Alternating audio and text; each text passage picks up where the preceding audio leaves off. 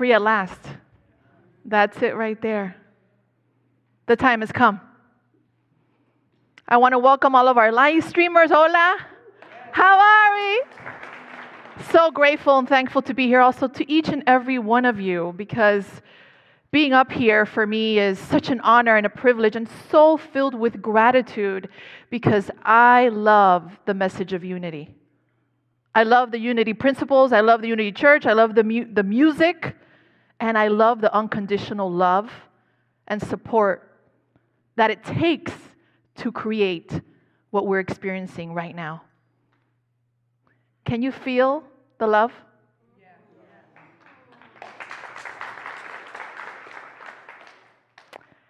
I wanted to begin with an affirmation I want all of us to say together. It's a pretty long one, but we can do it together.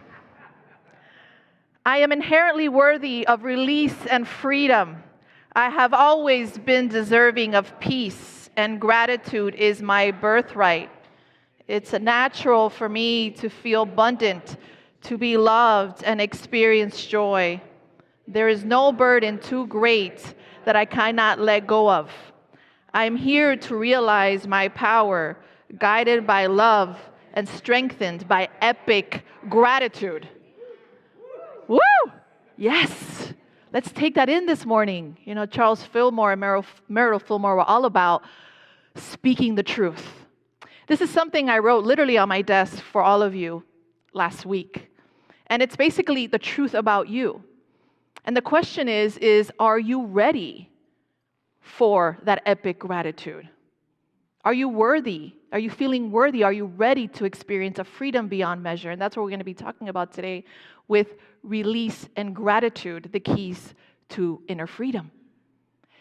I love what my son said to me yesterday. It was so sweet. I was trying to figure out what I was going to wear for today. That happens when, you have to do public speaking. So I was looking through my closet. I put on this green dress, which so synchronistically matches your chairs. I don't think it's the same material, but pretty close. So I walk out. My son's playing Switch on the TV. I put on the dress. It was the first thing I tried on. I came out, and he's 6 years old, and I say, Ari, what do you think about the dress? What do you think about mommy wearing this tomorrow to speak at church? And he said, Mommy, you look so beautiful. And then he said, but what's that thing hanging on the side? What is that thing hanging? I said, sweetheart, it's a belt. Oh, I don't know about that belt. So this morning I come out with a dress, and he said, Mom, you look so beautiful. Are you going to still wear that belt? I said, yes, sweetheart. I explained to him how it works with the belt. He says, oh, Mommy, never mind. It's beautiful. So I think I wore the perfect dress just because it matches with the perfect new chairs, and we're all good. So going back to filled with so much gratitude for being here this morning is because when I started my journey, my spiritual journey, I ended up at Unity of Miami in the 1990s. I walked in there, and for the first time, I'm sure you all have experienced this here, I felt as if I was home. I didn't see any crosses on the walls. I saw unity. I saw oneness. I experienced that oneness, not focusing on the crucifixion, but the resurrection. Praying, affirming truth. I was like, what is this? This is like a big happy party. This is God's will for us. I was moved every single Sunday with different ministers getting up there.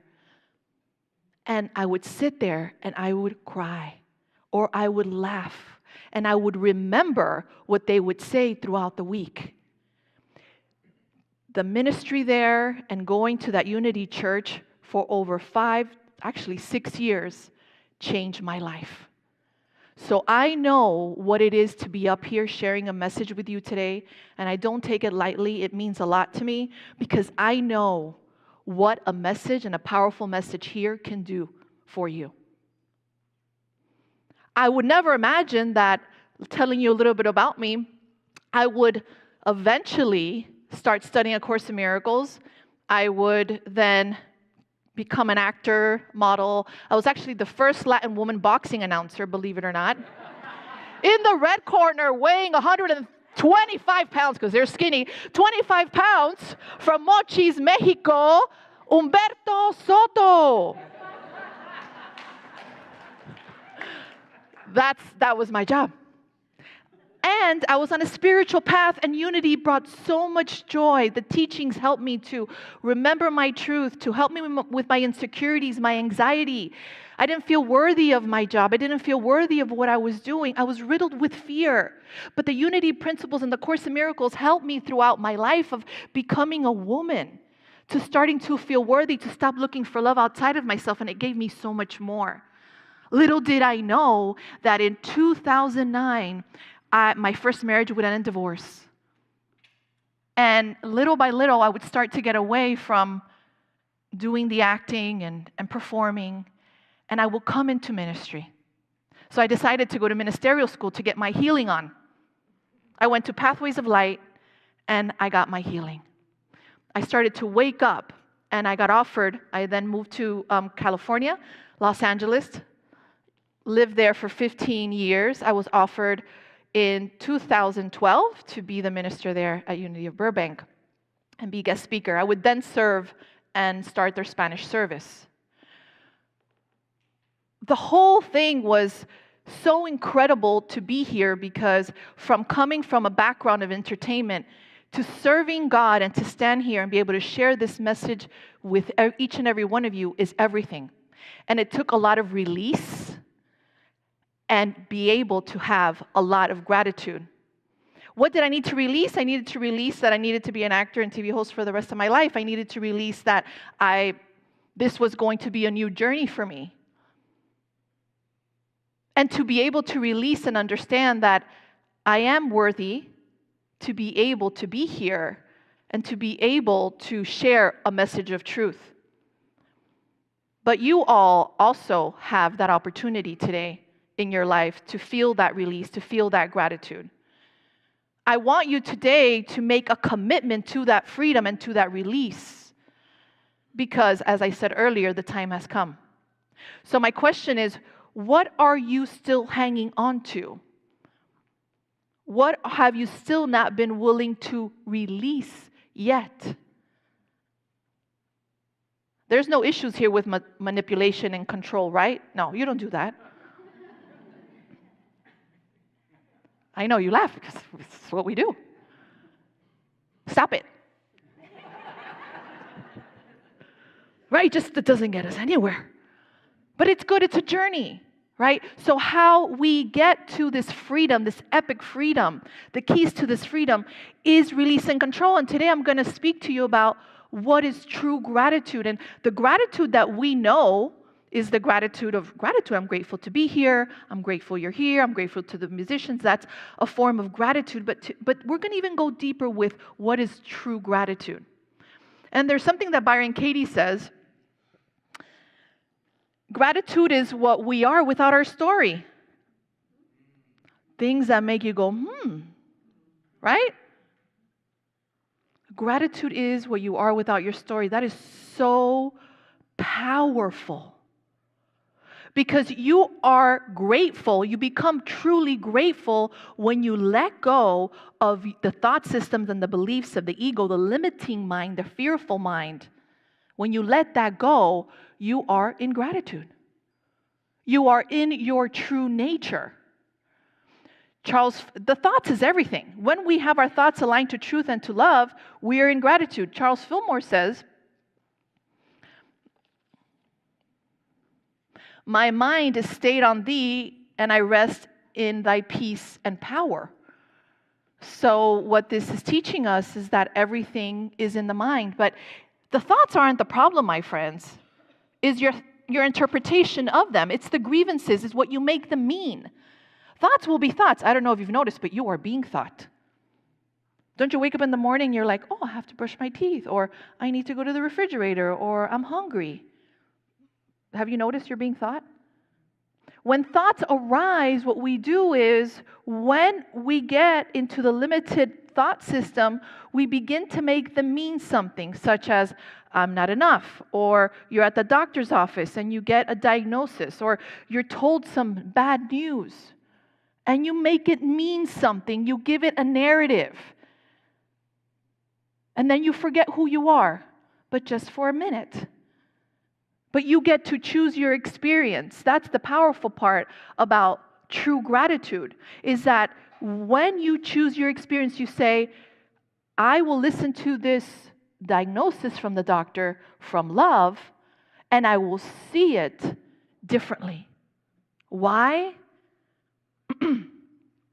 Because you are worthy of it.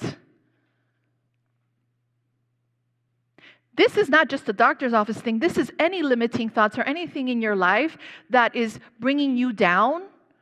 I don't know what that is for you today. Is that you get to check yourself, check your thoughts, and come back to your true nature. But it's up to you. How do you want to see it? So when you question your thinking, when you start to begin to change your narrative from fear to love, gratitude is there. But you need to release to get there. That's why release and gratitude go together. When you release the thoughts, and it's not that they release you automatically when you don't give them power. You release them and you come into that gratitude. And then guess what? Freedom is there. Freedom, baby. Yes, party people. You know why I say party people? Because you guys were on fire earlier. So much energy, so much love. So when you get your thoughts in check and you start to begin to question your thinking, your limiting thoughts, then what happens is you come into true gratitude. I feel that gratitude is so underrated. It's so underrated and it's free. Every moment you get to choose what you're going to focus on. Are you going to buy into that diagnosis that the doctor is giving you? Or are you going to go within and say, there's other cells in my body that are working perfectly well. There's other cells in my body that are working perfectly well. And you know what? I have Father, Mother, God with me. And I know I've never left the mind of God. And I know that this moment is temporary. And I know this news is just news. And I can choose to remember now or forget. And it's okay if you forget. You just remember again. That's what's called grace. You give yourself grace. You know, I've been a hot mess a lot in my life. I'm sure you have too. We all have go cuckoo for Cocoa Puffs, not the cereal. We all just forget who we are. We get lost in this la-la land, in this fearful world. We get lost in the illusion. And it's okay. This is where we give ourselves grace. And in that grace, we get to come back to gratitude. But we can't have both. We can't have that gratitude if we don't release that guilt, if we don't release there's something wrong here.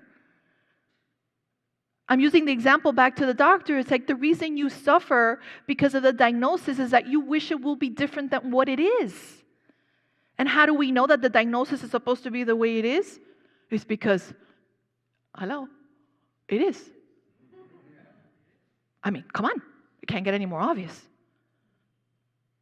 I want you to start to listen to those signs and symbols of your life that gives you it shows you where to go. Oh, this door's not good. Oh, this feels great. Oh, this is full open door. What we want to do is we want to knock down that door.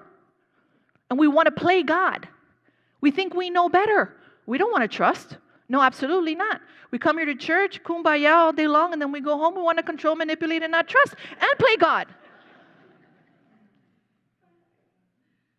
Right? So there needs to be a time where you say, no more. That's what I had to do to stand up here today. It's like, no more. I will stop the narrative and the chatter of the ego. I will have more awareness. And I will come into my experience of my world with less judgment, less victimization, and be uncompromising about that. What happens is that sometimes we don't want to do the work. We don't want to be uncompromising. Do you think that it's easy for me every day to wake up and to recognize that my husband is not my problem? Do you think that's easy for me? He's lovely, lovely, but boy. We're different cultures. I'm Cuban, he's German, so that already is a big issue. I'm with the cha-cha-cha, and he's like, Sergeant?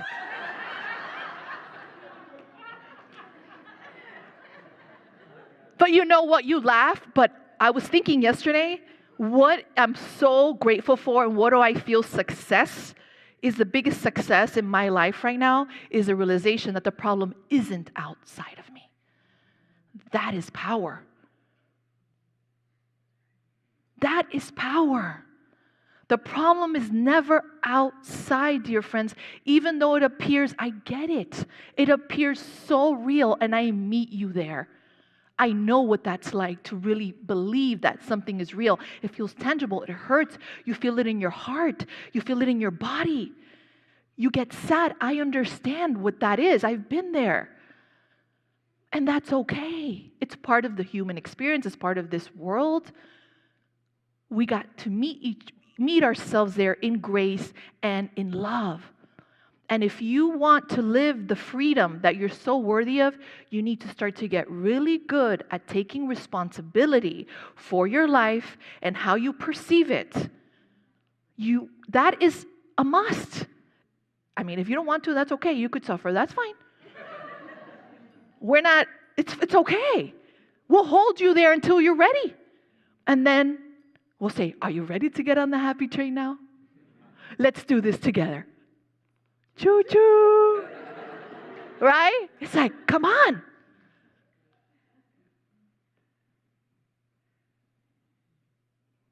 I feel it. This is it. This moment, you get to choose. Will I be a victim? Will I continue to be a victim? Will I continue to think about and suffer about something that happened 20 years ago, 2 days ago, a week ago, or suffering about the future? Am I ready to overcome this? Am I ready to live the happiness that I'm so worthy of? The Course in Miracles, the Course says, God's will for you is perfect happiness. Charles Fillmore and Merrill Fillmore were all about joy. We are the light. I was watching an NDE recently. His name is Andy Petro, and he had this NDE, and he's 83 now, but he had it when he was in his 20s. He says that he actually drowned, and he died for a few minutes or so. He says that he was in the light. And the light said to him, Andy, you are light, you are love, you are joy. That's the only thing that really matters. And the light began to take Andy through his whole life and began to show Andy his whole lifetime up to that point and said, Andy, look how silly, how you made that so real. Took him through his whole life. Look at how you made that so real. Look how you suffered here. Just making light of it. Andy, you don't need to take life so seriously. You are the light, and the purpose here is for us to live in joy. That is the purpose, the light said to Andy. We are here to live in joy. But somehow now we've kind of started to believe the narrative that fear is a normal thing. I remember when my book came out, Live Your Happy, I had said on a podcast that you can be happy 24/7, 7 days a week. I don't even know how I said that, but it did roll out of my mouth. And when I said it, I said, well, why can't it be the truth? Because if we say we could be fearful 24/7, 7 days a week, we would believe that it is true. What is up with that? That's upside down thinking here. How about play opposite day? How about we can be happy 24/7, 7 days a week? Why not? Why can't we have that be a new narrative, a new story? I'm not saying ha ha ha, he all the time. I'm saying you remember your truth. You let go of the victimization. You take responsibility for your perception, how you're going to see things through fear or love. You get out of the happiness umbrella, and that's fine. You bring grace to yourself, forgiveness, and you come back and you're under the umbrella again. The happiness umbrella never leaves you. But we need to begin collectively in our love to have a different narrative. So my question is, are you ready for that? Are we ready for that big change? You know, when I was at Unity, and I go back to Unity of Miami, I would make myself promises when I would come to the services. I wanted to come out of there different, with big willingness. I'll share with you in closing. One of the biggest releases that I had in my life was changing my thoughts about my father committing suicide when I was 3 months old. And I love this principle from Charles Fillmore, and that's actually not Charles Fillmore, it's Unity principle. It's we are co-creators with God, creating reality through thoughts held in mind. Right? The thought I had in my mind for so long, my father committed suicide when I was 3 months, is that he abandoned me. And I am abandonable. I will go on to live a life of looking for love outside of myself, people to complete me, trying to convince people to love me. A very lonely road of looking for happiness outside of myself, not knowing that I made it mean that unconsciously. I had no idea. So this is not just about my father and him committing suicide. It's about you and what you've made things mean in your life till this moment. And to say collectively today, I want to see this differently. And that's what I did. And I'll read to you a letter I wrote him. Daddy, I never got to tell you that I love you. I'm sorry for all the pain you went through, and I trust you're in a better place.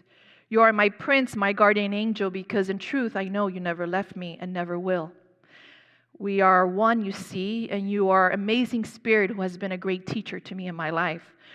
Your leaving your body was never about me, but somehow I decided to make it about me.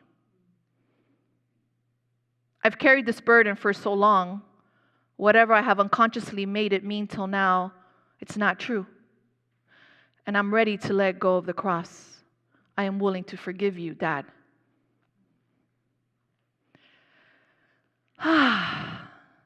This letter is just a symbol of what are we willing to release. I think it was easy for me to write this letter, to let go and see it differently, and to realize that ultimately my father could never leave me. You know why? Because my real father is God, and God would never abandon me. And God has never abandoned any of you. So I want you to begin to step into your life, and this is just an invitation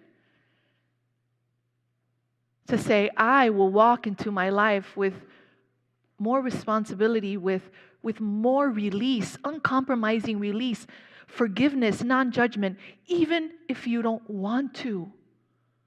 Why? You get to have your happiness back. You get to let not only yourself go, but the other person, plus the situation. You don't know the ripple effects of healing that's happening around you when you are the light.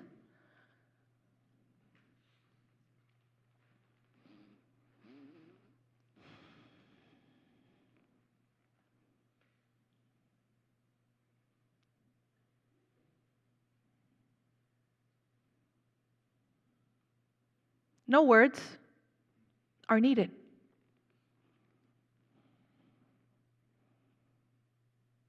This is it. All we got. People sitting in chair, women up here speaking, the rest is just a story. And when we get that, we're free.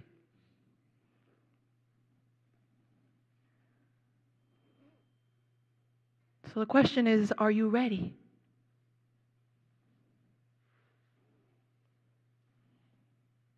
Let's pray. Closing the eyes. I want you to see this prayer as a gift to yourself, an extension of the talk. And I want you to dedicate yourself to letting go of whatever thoughts are in the way this morning and really take this prayer in. I will do it in the moment with a collective energy here and see what comes through.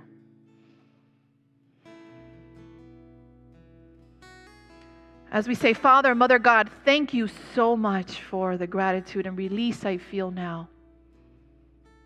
We're so grateful and thankful, Father, for this message and for the dedication of everyone here to live the happiness that we're so worthy of. And right now, silently in prayer, just pray of what you're willing to release this morning from listening to my story. What are you willing to release? Totally and completely without any more reservation. Release it now.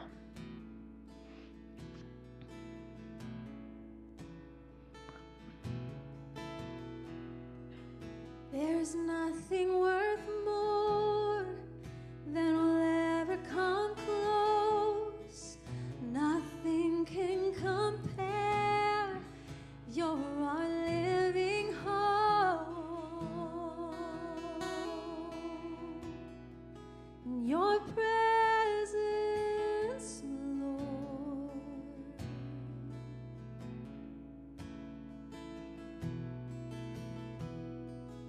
I've tasted and seen the sweetest of loves, when my heart becomes free and my shame is undone. Here in your presence, Lord.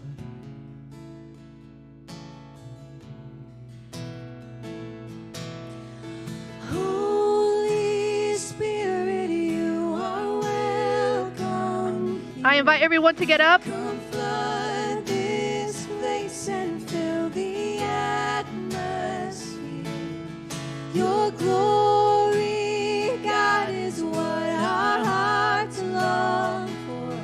To be overcome by your presence, Lord. I want you now to just really take this in of this release. No more compromising, no more exceptions. Are you ready to really have a shift this morning, a change of where you get to come back to your life in your true nature? I invite you to put your hands up as you release totally and completely now. No more. Let's let go. Holy Spirit, you are welcome here. Come flood this place and fill the atmosphere. Your glory, God, is what our hearts long for. To be overcome by your presence, Lord. You can begin to put your hands down now. I want you just to look around. I'm grateful for every single one of you for getting up, putting your hands up, being uncompromising, taking this moment in. I know it's not easy. It says a lot about you. There's no coincidences. So grateful and thankful for your big willingness, for your dedication, and for knowing who you are in truth. Love, light, peace. The time has come. And so it is. Amen. Thank you, everyone.